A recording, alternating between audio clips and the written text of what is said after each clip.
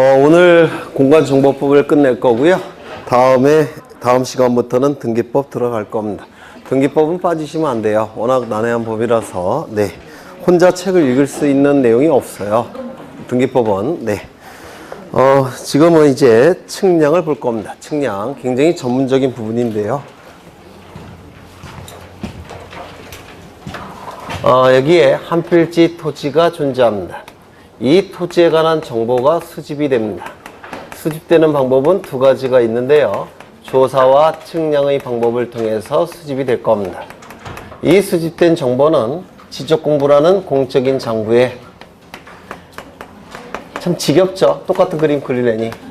저도 지겨워요.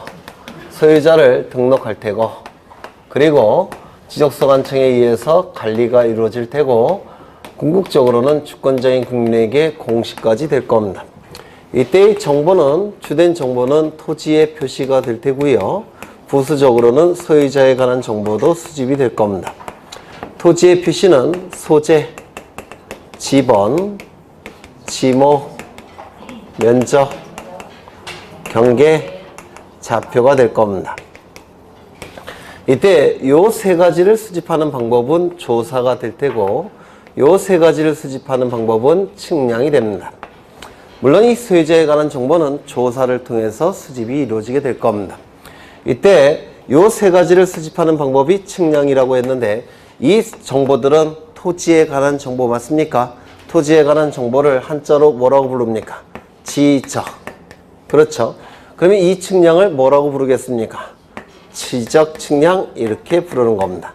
지적 측량. 그래서 경계, 면적, 좌표를 수집하는 측량이 바로 지적 측량이라고 부를 겁니다. 그렇겠죠? 이 등록이 될 때 이 면적, 경계, 좌표 값이 지적 측량을 통해서 수집이 돼서 이 지적 공부의 면적, 경계, 좌표 값이 등록이 될 겁니다. 이렇게 등록이 될 거예요. 이 면적, 경계, 좌표 값은 아주 정밀하게 수집이 돼야 되니까 기구를 통해서 수집합니다. 이 기구를 측량기구라고 부를 텐데요. 이 측량기구를 통해서 정밀하게 수집이 돼야 되는데, 이게 바로 지적측량이라고 부를 겁니다. 그런데 이 지적공부에 등록이 될 때도 지적측량을 통해서 수집하지만, 이 면적, 경계, 좌표값을 토지 위에 복원할 때도 복원이 이루어질 때도 이 지적측량을 통해서 정확하게 복원을 합니다. 그래서 등록할 때뿐만 아니라 복원이 이루어질 때도 지적측량을 해야 돼요. 등록할 때도 지적측량, 복원할 때도 정확한 위치에 복원이 돼야 되기 때문에 지적측량을 통해서 복원을 해야 됩니다. 이때 이 복원 단계의 지적측량은 몇 가지 특징이 있는데요. 첫 번째, 이게 출제가 이루어집니다. 등록할 때뿐만 아니라 복원할 때도 지적측량을 한다고 했죠. 그런데 등록할 때와 달리 복원할 때는 몇 가지 특징을 갖습니다. 첫 번째, 이미 했네. 등록할 때와 동일한 방법으로 측량을 해야 됩니다. 등록할 때의 측량 방법과 복원할 때의 측량 방법은 같은 방법을 써야 돼요. 등록할 때의 방법보다 더 정밀한 방법으로 복원할 때 측량을 하게 되면, 더 정밀한 방법으로 복원을 하게 되면 안 됩니다. 이유는 더 정밀한 방법으로 복원을 하게 되면 엉뚱한 위치에 복원이 될 가능성이 있습니다. 그래서 등록할 때의 측량 방법과 복원할 때의 측량 방법은 같은 방법을 써야 됩니다.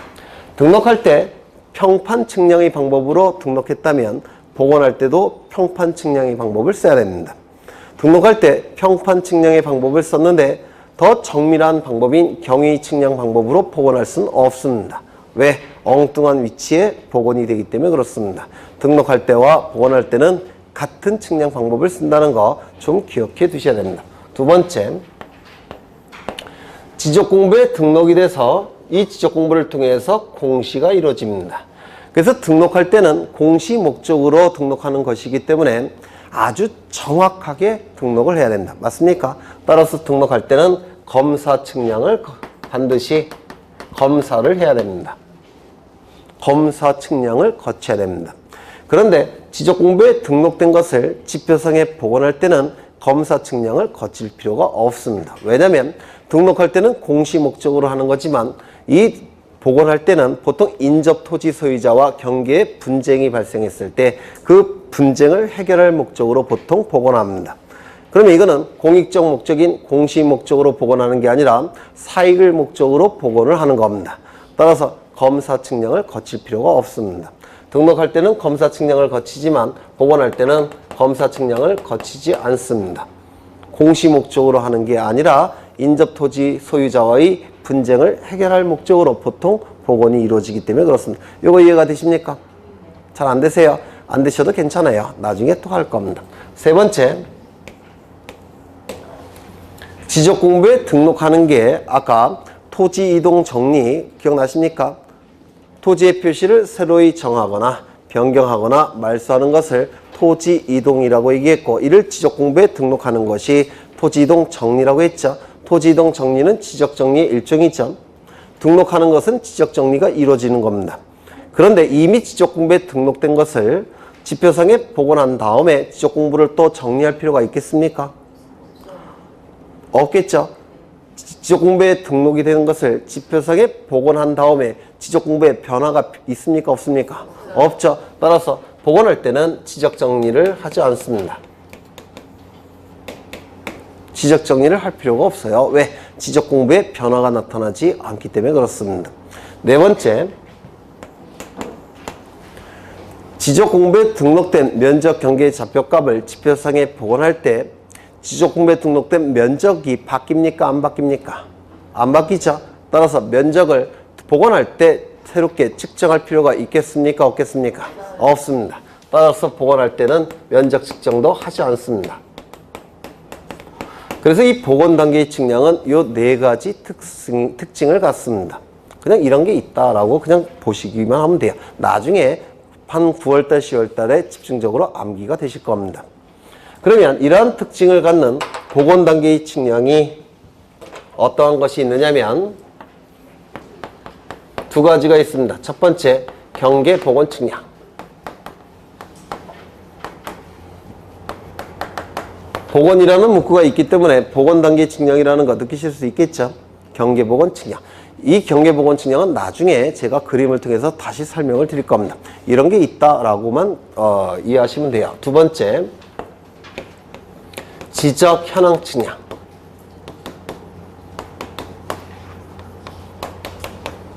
이 두 가지 측량은 복원 단계의 측량이지 등록할 때의 측량이 아닙니다.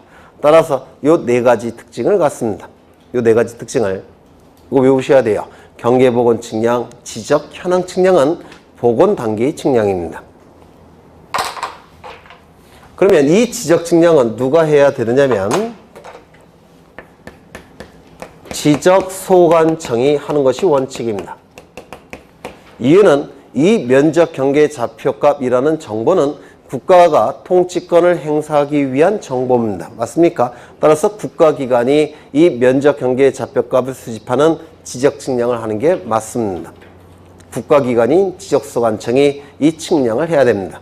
그런데 워낙 바쁘다 보니까 다 맡겨놨습니다. 누구에게 맡겨놨냐면 지적 측량 수행자에게 이 측량 업무를 다 맡긴 겁니다. 지적 측량 수행자에게 이 지적 측량 업무를 다 위임했습니다. 그래서 지적 측량 수행자가 이 지적 측량을 실질적으로 하게 됩니다. 지적 측량 수행자. 이 지적 측량 수행자는 둘이 존재하는데요. 한국국토정보공사라는 법인이 있고요. 두 번째, 지적 측량을 업으로 하는 자. 이 둘을 지적 측량 수행자라고 부릅니다.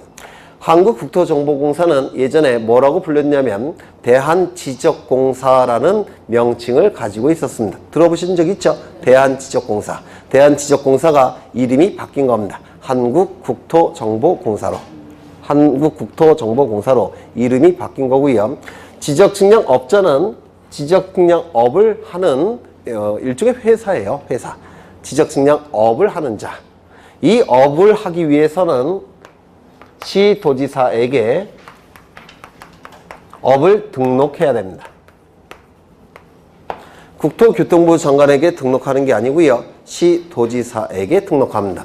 한국국토정보공사는 등록할 필요가 없습니다. 이유는 법률에 의해서 설립이 된 일종의 법인이에요. 법률에 의해서 설립이 됐기 때문에 일개 시도지사에게 등록할 필요는 없습니다. 그래서 지적측량 업자만 등록하는 것이고 이 한국국토정보공사는 업을 등록할 필요가 없습니다. 이런 건 다 기출된 지분이 있습니다. 그러면 보통은 지적측량은 지적측량 수행자인 한국국토정보공사와 지적측량 업자가 지적측량을 수행하게 되는데 이 둘이 수행할 수 없는 측량이 딱 하나가 있습니다. 뭐가 있을까요? 검사 측량은 이 둘이 할 수가 없습니다. 대부분의 측량은 이 지적측량 수행자가 측량한다고 했죠. 그런데 얘네가 측량하고 검사도 얘네가 한다면 의미가 없겠죠. 그래서 검사 측량만큼은 반드시 국가기관이 해야 돼요. 그래서 보통은 지적소관청이 대부분의 검사 측량을 합니다. 그런데 규모가 굉장히 큰 토지도 있겠죠. 그때는 시도지사가 검사 측량을 합니다. 그래서 국가기관만이 검사 측량을 할 수가 있습니다. 이런 거 좀 기억해 두셔야 돼요. 대부분의 측량 업무는 지적측량 수행자인 한국국토정보공사와 지적측량 업자가 지적측량을 수행하지만 얘네가 한 측량 성과에 대해서 검사 측량만큼은 누가 해야 된다고요? 국가기관이 해야 됩니다. 즉 검사 측량은 지적소관청이나 시도지사가 검사 측량을 해야 됩니다. 이런 것들이 이제 지적측량에서 출제가 되는 부분이에요.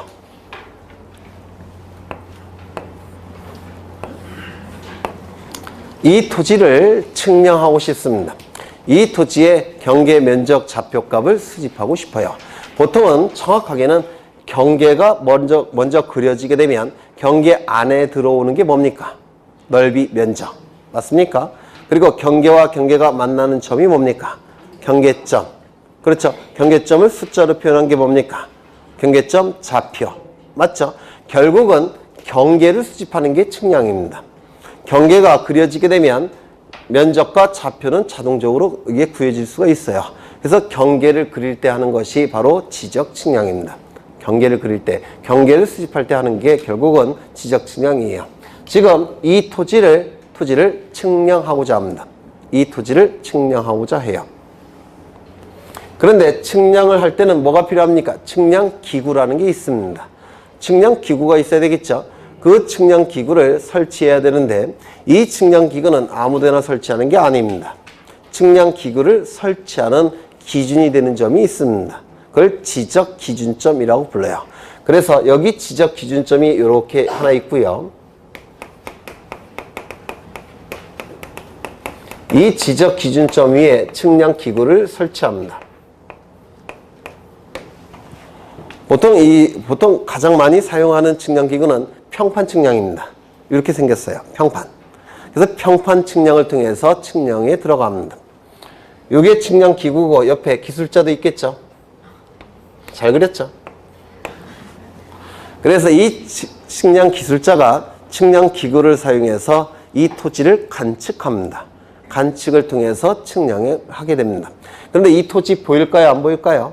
한 50m 정도 떨어져 있다면 잘 안 보이겠죠? 멀리 떨어져 있으니까 잘 안 보일 겁니다. 그래서 토지의 모양을 잘 보이도록 하기 위해서 여기다가 표지를 경계점에다가 표지를 설치합니다. 이렇게.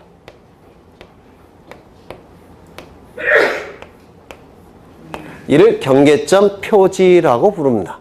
경계점에 토지 위의 지표상의 경계점에 표지를 설치합니다. 그러면 이런 것들은 한 30m 떨어진 곳에서 보일까요? 안 보일까요? 이건 보이겠죠? 그렇죠? 그러면 이제 여기서 관측을 합니다. 이렇게.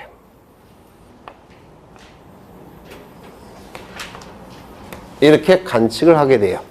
관측을 하면 요거를 관측하고 요 경계점을 관측하면 요 각도가 이 기구를 통해서 구해집니다. 각도가. 이 각도가 구해지면 삼각함수라는 거 혹시 들어보셨습니까? 사인 세타, 코사인 세타, 탄젠트 세타.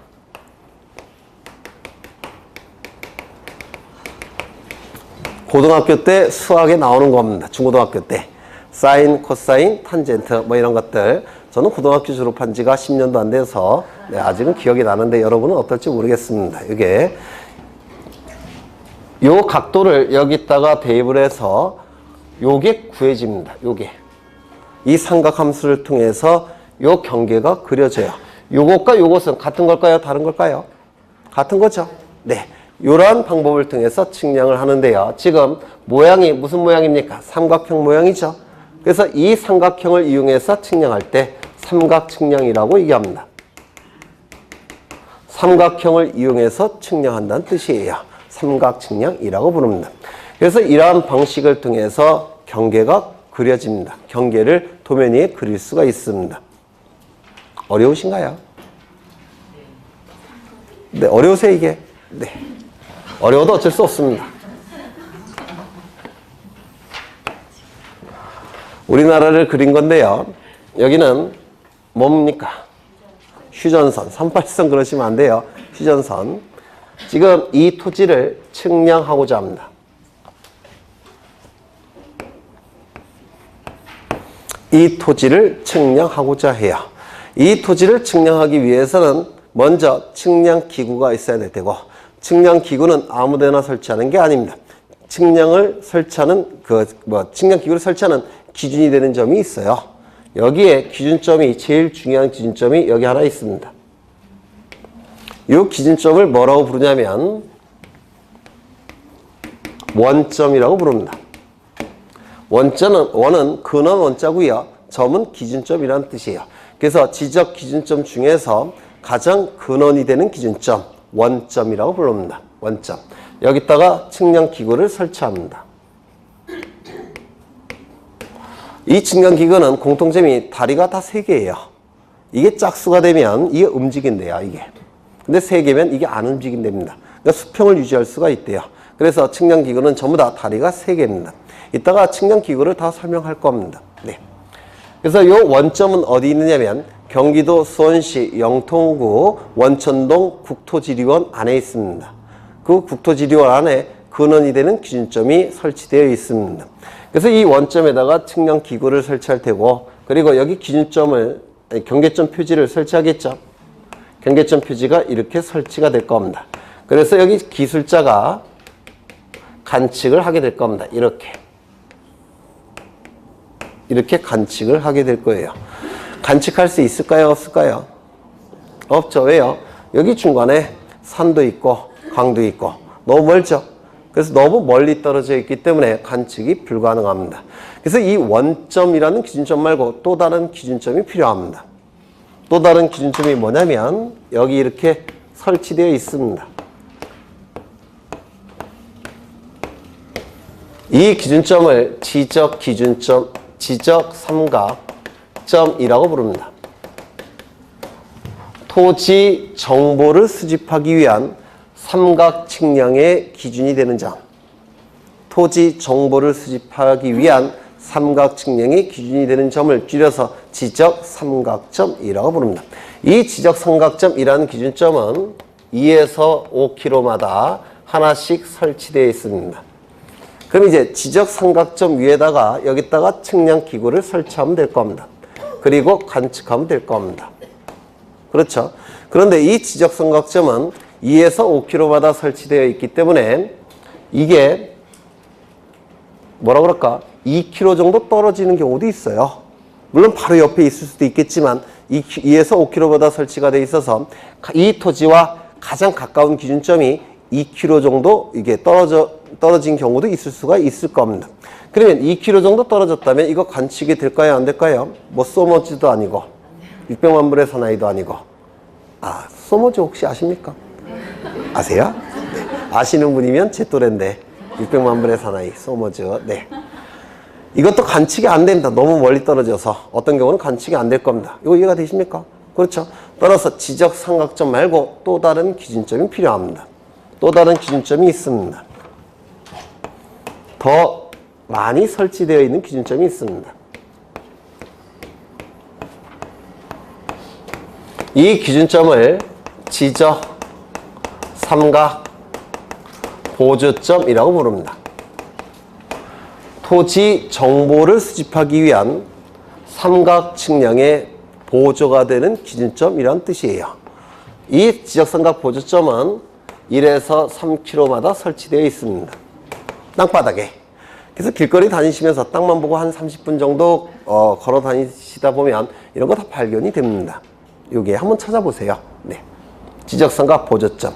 이것도 1에서 3km마다 설치되어 있기 때문에 여기다가 이렇게 설치할 텐데요. 이게 1km 정도 떨어지는 경우도 있을 수 있겠죠. 근데 1km 정도 떨어져 있다면 이거 관측이 되겠습니까? 안 되겠습니까? 안 돼요. 그렇죠. 너무 떨어져 있으니까. 따라서 이 기준점 말고 또 다른 기준점도 필요합니다. 또 다른 기준점이 있습니다. 좀 더 많이.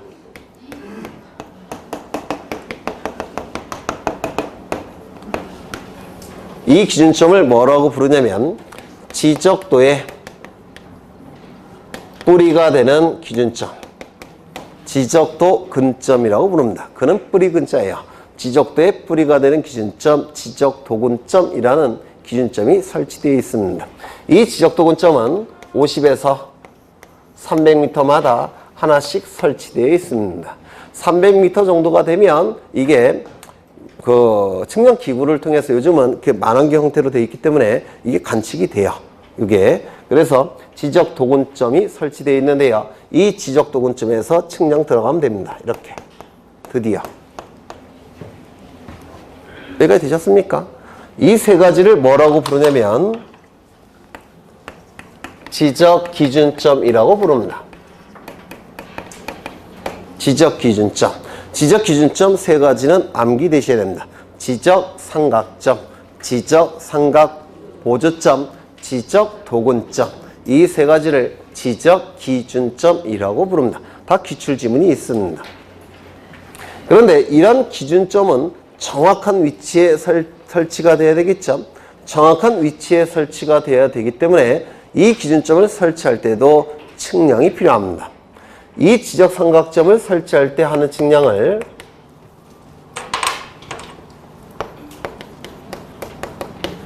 지적삼각 측량이라고 부릅니다. 또는 지적삼각점 측량이라고도 불러요. 지적삼각점을 설치할 때 하는 측량, 지적삼각 측량. 지적삼각 보조점을 설치할 때 하는 측량을 뭐라고 부르겠습니까? 지적삼각 보조 측량 또는 지적삼각 보조점 측량이라고 부릅니다. 도근점을 설치할 때 하는 측량을 뭐라고 부르겠습니까? 지적도근 측량 내지는 지적도근점 측량이라고 부릅니다.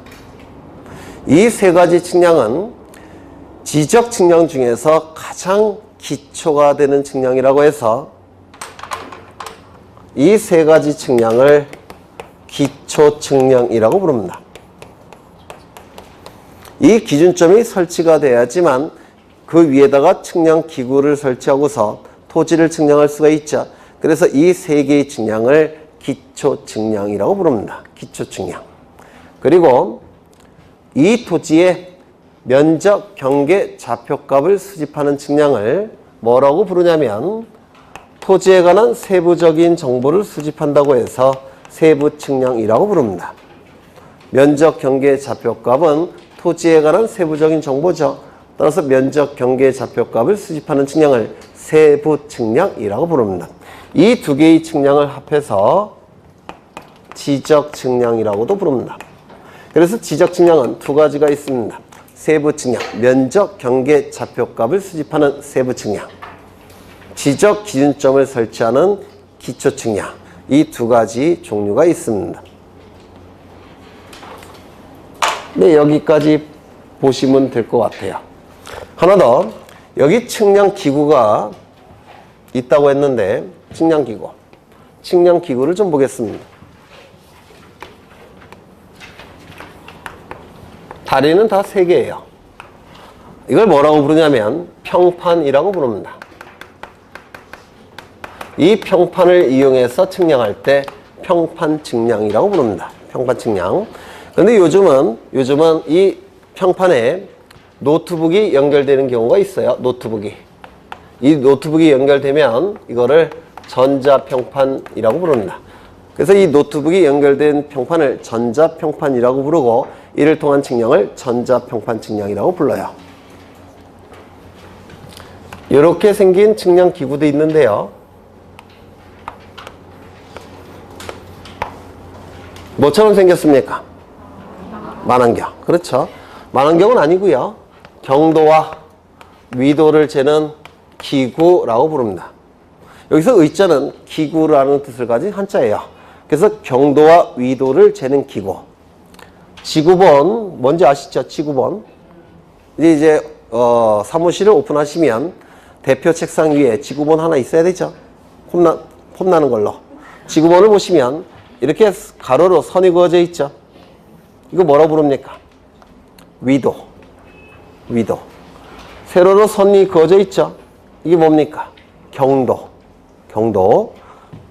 위도, 경도. 그래서 이 경위의라는 것은 경도와 위도를 재는 기구라는 뜻이에요. 경도와 위도를 재는 기구. 여기서 경도와 위도가 만나는 점들이 있죠. 이게 뭘까요? 결국은 경계점 좌표가 되는 겁니다. 이게. 그래서 이 경위라는 것은 경계점 좌표값을 수집하기 위한 측량기구예요. 좌표값을 수집하기 위한 측량기구입니다. 그래서 이 경위를 사용해서 측량할 때 이를 경위 측량이라고 부릅니다. 만환경처럼 생겼습니다. 그 다음에 이렇게 생긴 것도 있습니다.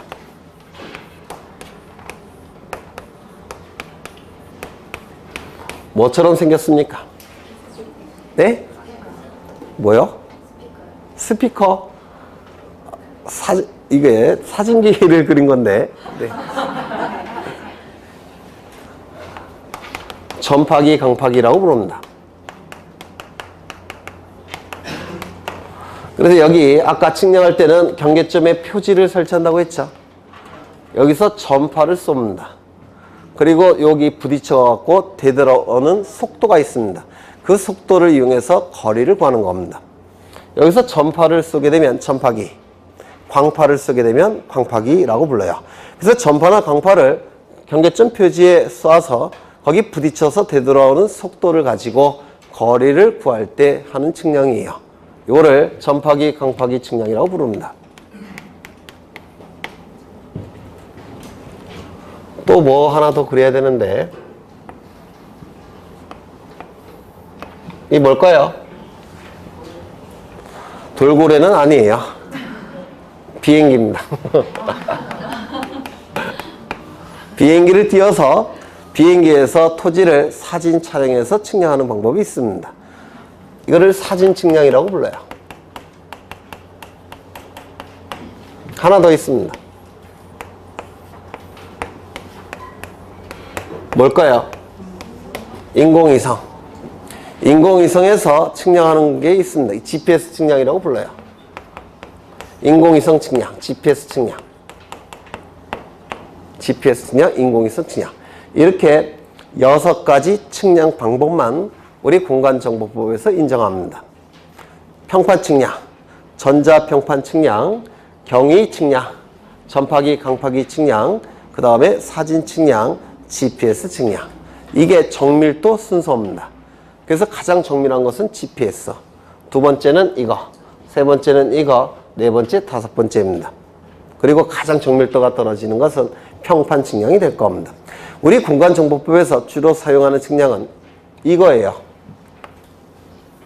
이걸 가장 많이 사용합니다. 왜냐하면 이쪽으로 갈수록 비쌉니다. 비용이 너무 많이 들어서 아직은 이쪽은 잘 쓰지 않습니다. 전자평판을 대부분 씁니다. 다만 비싼 토지의 경우에는 이걸 가지고 측량을 합니다. 좌표값을 수집할 때는 경위 측량 방법을 쓰게 됩니다. 이런 것들은 비용이 너무 많이 들어서 잘 안 씁니다. 네. 여하간 우리 공간정보법은 이 6가지 측량 방법만을 사용할 수가 있습니다. 다른 건 쓸 수가 없어요. 네. 책을 좀 보겠습니다. 136쪽을 보시면 지적 측량의 의의가 나오는데요. 거기 보시면 첫째 줄에 등록이라는 문구 있습니까? 있죠. 그 다음에 오른쪽 끝을 보시면 복원이라는 문구 있습니까? 있죠. 등록할 때뿐만 아니라 복원할 때도 지적 측량이 필요하다는 겁니다. 복원할 때의 측량 특징이 4가지가 있었죠. 첫 번째, 등록할 때와 같은 방법으로 측량을 한다는 거. 즉 등록할 때 전자평판 측량을 썼다면 복원할 때도 반드시 전자평판 측량을 써야 돼요. 등록할 때의 측량 방법과 복원할 때의 측량 방법은 반드시 같은 방법을 써야 됩니다. 더 정밀한 측량 방법을 쓸 수가 없다는 겁니다. 엉뚱한 위치에 복원이 될 가능성이 있기 때문에 그렇습니다. 두 번째 뭐가 있었습니까? 복원할 때는 검사 측량을 거치지 않는다는 거. 세 번째, 복원할 때는 지적 정리가 필요 없다는 거. 네 번째, 복원할 때는 면적 측정을 하지 않는다는 거.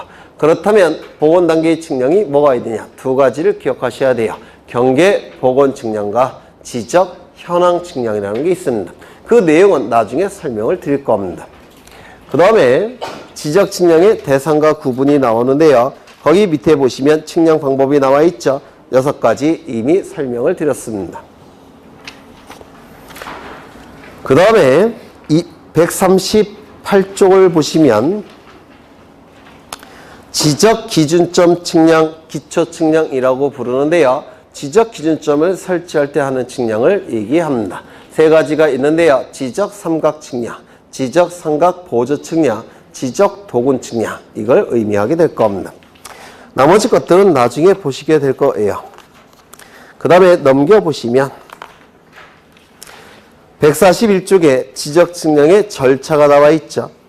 보이십니까? 측량에서는 주로 여기서 출제합니다. 물론 올해도 출제가 됐고요. 네, 지적 측량의 절차. 이건 나중에 프린터로 해결을 할 겁니다. 네, 이런 게 있다. 별표만 쳐두시면 돼요. 아직은 설명드려도 잘 모르실 겁니다. 그 다음에 145쪽을 보시면 지적 측량 성과가 나오는데 이런 것들은 그냥 쭉 넘어가시면 돼요. 쭉 넘어가겠습니다. 잘 안 나오니까. 150쪽을 보시면 지적 측량 적부심사라는 게 있는데요. 보통의 지적 측량을 하게 되면 지적소관청이 검사까지 한다고 그랬죠. 검사까지 다 거치게 되면 이제 그 성과물들을 지적 측량 성과라고 부릅니다. 측량 결과물들이 있겠죠. 지적 측량을 하게 되면 결과물들이 나올 텐데 그것에 대해서 지적소관청의 검사까지 거치게 되면 이제 지적 측량의 성과다 이렇게 얘기합니다. 지적 측량의 성과. 그런데 이 지적 측량 성과에 대해서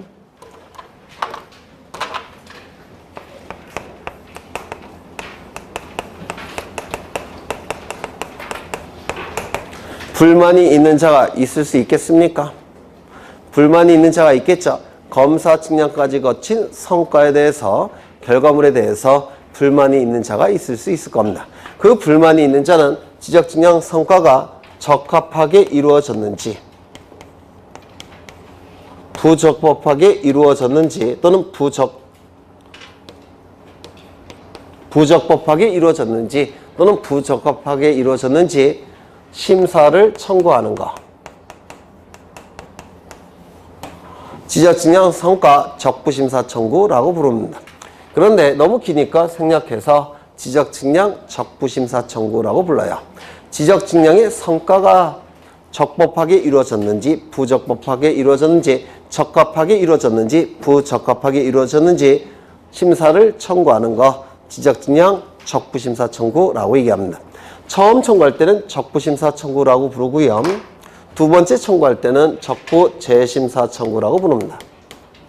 그래서 적부심사 청구는 두 가지가 있습니다. 지적 측량 적부심사 청구와 적부재심사 청구라는 게 있습니다. 뭐 어렵습니까? 불만이 있는 자는 지적 측량 성과가 적합하게 이루어졌는지 부적합하게 이루어졌는지 심사를 청구할 수가 있는데 이를 지적 측량 적부심사 청구라고 부릅니다. 처음 청구할 때는 적부심사 청구, 두 번째 청구할 때는 적부재심사 청구라고 부릅니다. 이걸 좀 보겠습니다.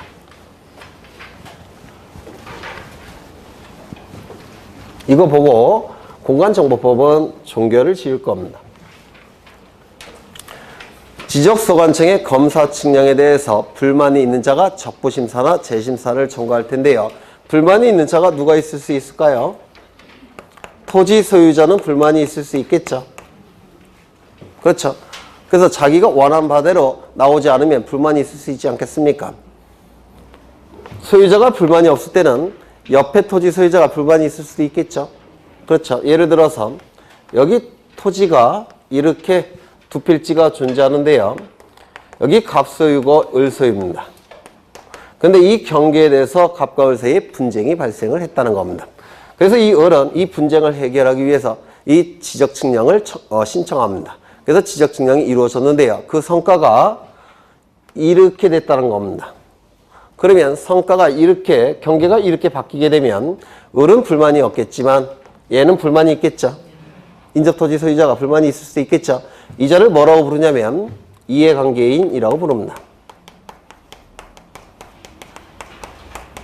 이해관계인. 이익에 해가 발생하는 관계인이란 뜻이에요. 또한 지적측량은 원칙적으로 검사측량을 거칩니다. 등록할 때는 검사측량을 거친다고 그랬죠. 검사측량은 지적소관청이 보통은 하게 됩니다. 검사측량을 거쳤는데요. 이 지적소관청에 의해서 수정이 될 수 있겠죠. 검사할 때 수정될 수도 있겠죠. 그럼 수정이 이루어지게 되면 지적측량 수행자는 불만이 있을 수 있습니까? 지적측량 수행자가 한 측량 결과에 대해서 검사 측량을 통해서 수정이 돼버리면 지적측량 수행자는 불만이 있을 수 있겠습니까? 있겠죠. 그래서 지적측량 수행자. 이러한 자들은 적부심사를 청구할 수가 있습니다. 외우셔야 돼요. 소유자, 이해관계인, 지적측량 수행자는 적부심사를 청구할 수가 있습니다. 보통은 지적측량 성과는 지적소관청의 검사를 거쳤을 겁니다. 지적소관청의 검사를 거쳤을 겁니다. 그러면 지적소관청이 검사를 했는데요. 불만이 있을 때 지적소관청에게 적부심사를 청구하면 의미가 있을까요? 없을까요? 없을 겁니다. 왜? 번복할 가능성이 별로 없어요. 그렇죠. 지적소관청이 검사까지 이루어졌는데 그 검사에 대해서 불만을 표출하는 것이 적부심사 청구 아닙니까? 그래서 지적소관청에게 검사 측량을 한 지적소관청에게 적부심사를 청구하는 건 의미가 없습니다. 번복할 가능성이 없기 때문에 그래요. 그러면 지적소관청보다 한 단계 더 높은 국가기관에게 적부심사를 청구해야 될 겁니다. 지적소관청보다 한 단계 더 높은 국가기관은 누구겠습니까? 시도지사. 그런데 시도지사는 한 사람이죠. 한 사람이니까 공정성이 확보되지 않습니다. 공정성을 확보하기 위해서 이 적부심사에 대한 결정은 여러 명의 위원으로 구성된 위원회에서 결정하는 것이 공정성을 확보하기 위해서 더 낫습니다. 따라서 시도지사 소속하에 지방 지적위원회를 설치해 놓습니다. 그래서 여기서 결정을 하는 겁니다. 그러면 토지 소유자 이해관계인 지적측량 수행자는 누구에게 적부심사를 청구해야 되겠습니까? 얘일까요? 얘일까요? 얘는 공정성이 확보가 되지 않는다고 그랬죠? 그래서 얘한테 청구하는 겁니다. 그래서 적부심사 청구는 이렇게 청구합니다.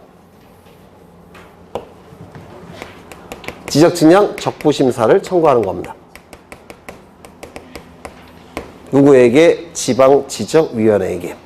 문제는 지방지적위원회는 위원회 형태고 소속 공무원이 없습니다. 그래서 일반적인 행정 업무를 처리할 공무원이 없어요. 이쪽에는. 그러면 그 행정 업무를 처리하기 위해서는 얘한테 청구를 하는 거지만 청구서는 이렇게 제출합니다. 잡무를 이쪽 소속 공무원이 처리를 해야 되기 때문에 그렇습니다. 그래서 적부심사 청구는 누구에게 청구하는 거냐면 지방지적위원회에 청구합니다.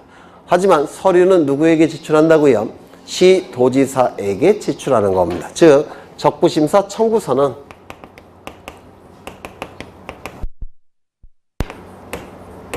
시도지사에게 제출합니다. 이거를 우리 공간정보법은 뭐라고 표현하느냐면 시도지사를 거쳐 지방지적위원회에 청구한다라고 규정되어 있습니다. 이걸 외우셔야 돼요. 시도지사를 거쳐 지방지적위원회에 청구한다. 이걸 꼭 외우셔야 됩니다. 출제를 하고 있으니까. 그러면 서류는 지금 시도지사에게 제출되어 있겠죠. 제출되어 있을 때 시도지사는 30일 이내에 지방지적위원회에 회부합니다. 30일 이내에. 이런 기간의 제한이 없게 되면 시도지사가 이걸 묵살하는 경우도 있어요. 서랍에 집어넣고 안 받은 척하는 경우도 있을 수가 있습니다. 이걸 막기 위해서 30일 이내에 회부해야 된다라고 규정이 되어 있는 겁니다. 그러면 서류가 이쪽으로 가게 되면 이제 지방지적위원회는 60일 동안 열심히 심의하고 그리고 의결을 할 겁니다. 의결이 이루어지기 위해서는 위원회 위원 과반수 이상이 출석해야 되고요. 출석한 위원 과반수 이상의 찬성이 있어야지만 의결이 가능합니다. 그런데 사안이 복잡할 수도 있겠죠. 그렇지 않겠습니까? 토지의 규모가 굉장히 클 수도 있겠죠. 사안이 복잡하고 규모가 클 때는 60일 갖고 해결이 안 되는 경우도 있어요. 그때는 30일을 넘지 않는 범위 내에서 한 번은 연장이 가능합니다. 이 연장의 결정 권한은 시도지사에게 있는 게 아니라 지방지적위원회의 의결로서 연장을 결정하는 겁니다. 다 출제가 되는 것들이에요. 의결이 이루어졌다면 지방지적위원회는 시도지사에게 지체 없이 송부합니다. 지체 없이 송부가 이루어지게 되면 의결서가 송부가 되면 시도지사는 7일 이내에 통지하게 됩니다. 여기서 통지의 상대방이 출제가 되는데요. 누구에게 통지하느냐면 청구인 및 이해관계인에게 통지합니다. 이것도 출제가 된 겁니다. 이것이 의미하는 바가 뭐냐면 소유자가 청구했다면 소유자가 청구인이겠죠. 이 둘이 이해관계인이 되는 겁니다. 인접토지 소유자가 청구했다면 이 둘이 이해관계인이 되는 겁니다. 얘가 청구했다면 이 둘이 이해관계인이 되는 겁니다. 그래서 전원에게 통지하게 됩니다. 7일 이내에. 그러면 통지를 받은 자들은 고민해 보겠죠. 받아들일 것인지 다시 한번 청구할 것인지 고민하게 될 겁니다. 고민할 수 있는 기간은 90일이에요. 90일 동안 고민하게 됩니다. 그래서 받아들일 수도 있고 다시 한번 청구할 수도 있는데요. 다시 한번 청구할 때는 이쪽에 청구하면 의미가 있겠습니까? 없겠죠. 한 단계 더 올라가야 됩니다. 시도지사보다 한 단계 더 높은 국가기관은 누굽니까? 국토부 장관이겠죠. 국토부 장관. 국토교통부 장관을 의미합니다. 그런데 이 사람도 한 명이니까 공정성 확보가 미흡합니다. 그래서 이 국토교통부 장관도 소속의 중앙지적위원회를 설치해 놓고 이 중앙지적위원회가 결정을 하는 겁니다. 이때 이렇게 청구하는 게 바로 적부 재심사 청구라는 겁니다. 두 번째 청구하는 겁니다. 재심사 청구, 두 번째 청구를 얘기합니다. 불만이 있는 자는 재심사를 청구할 수가 있습니다. 그런데 이 중앙지적위원회도 위원회 형태니까 소속 공무원이 없어요. 잡무를 처리할 수가 없습니다. 그래서 청구 자체는 중앙지적위원회에 청구하는 거지만 청구서는 누구에게 제출할까요? 국토교통부 장관에게 적부 재심사 청구서를 제출하는 겁니다.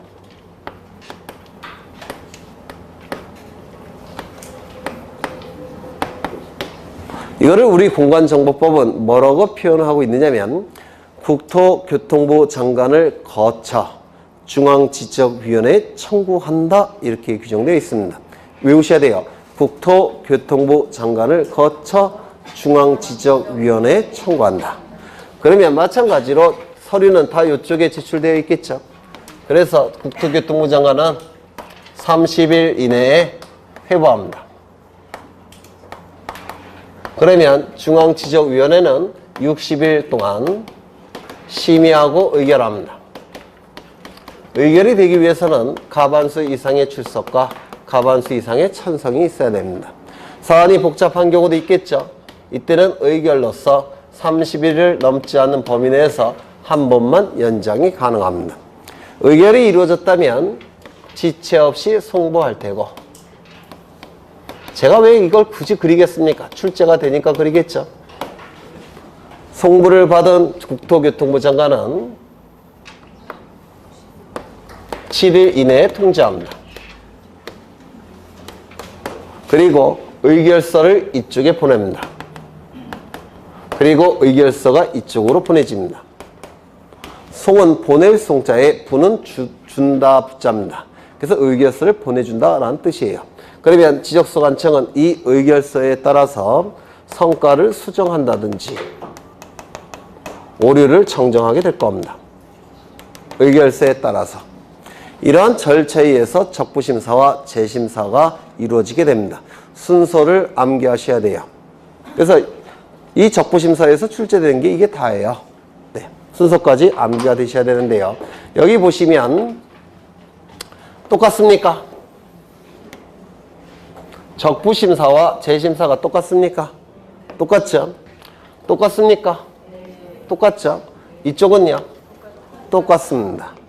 그래서 암기하는 게 어렵지 않습니다. 이게 그래서 연습장에 한 두세 번 이거 그려보시면 저절로 다 암기가 되시고 득점이 되는 겁니다. 요거 90일 반드시 외우셔야 돼요. 이거 다 외우시는 것. 지금 판사한 건 다 출제가 되는 것들입니다. 네. 재심사와 적부심사와 재심사는요. 준용 규정에 의해서 절차가 만들어졌기 때문에 똑같아요. 절차가. 네. 물론 나중에 또 그릴 겁니다. 외울 때까지.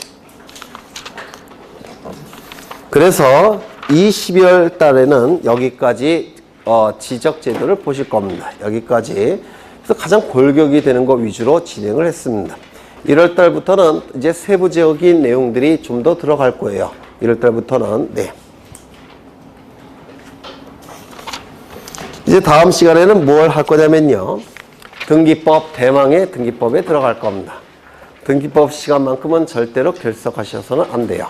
지금 민법 어디 하고 계십니까? 물론 잘 모르시겠죠? 민법 떠오르는 용어가 뭐 있습니까? 지난 시간에 한 것 중에서. 네? 저한테 말씀하셔야 돼요. 아무 용어나 괜찮습니다. 네? 총칙 하세요. 총칙. 물건은 아직 안 하셨습니까? 물건 하셨습니까? 네. 그러니까 민법의 물건이 우리 등기법의 기초가 되는 내용입니다. 근데 참 걱정이에요. 네. 네. 물건이 기초가 되는데 물법 하셨어도 잘 모르시겠죠? 민법에서 가장 쉬운 데가 물건이에요. 그게. 네. 그래서 다음 시간에는 등기법 들어갈 겁니다. 등기법만큼은 한번 읽어보시면 아시겠지만 읽어도 뭔 말인지 모릅니다. 그래서 빠지셔서는 절대 안 돼요. 이 등기법만큼은. 네. 다음 시간에 안 나오실 분 미리 손 들어보세요. 없으시죠? 네. 제가 몇 명인지 다 쳐놓고 있습니다. 네. 고생하셨고 다음 주에 뵙겠습니다. 수고하셨습니다.